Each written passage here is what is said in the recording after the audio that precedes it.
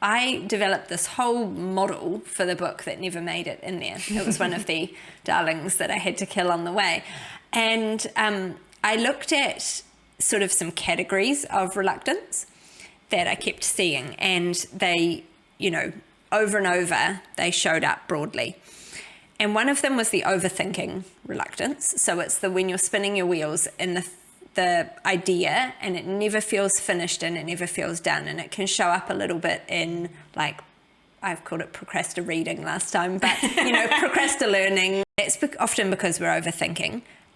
The other one is, or another one, is the nothing special form of reluctance, and that's the sort of expertise curse of we can't tell that what we know is valuable because to us it seems obvious because we've been doing it and we've learned it inside out. So we think there's, you know, anyone else knows what I know, and or they do the same thing in the same situation. So that's the nothing special one. There's also almost like a servant reluctance, and I've seen this in a couple of really specific people, but across the board as well.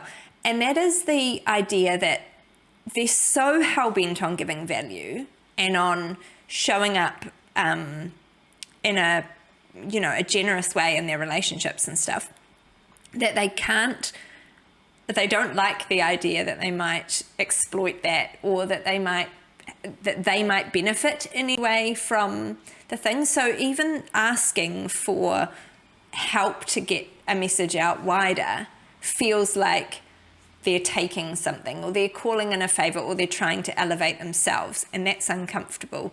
So I often have to flip that for people to go, no, but you know, you're doing a better service to people by letting more people have access to that idea. Like, we know that what you're sharing is valuable, so therefore stop getting in the way of more people having the benefit of you.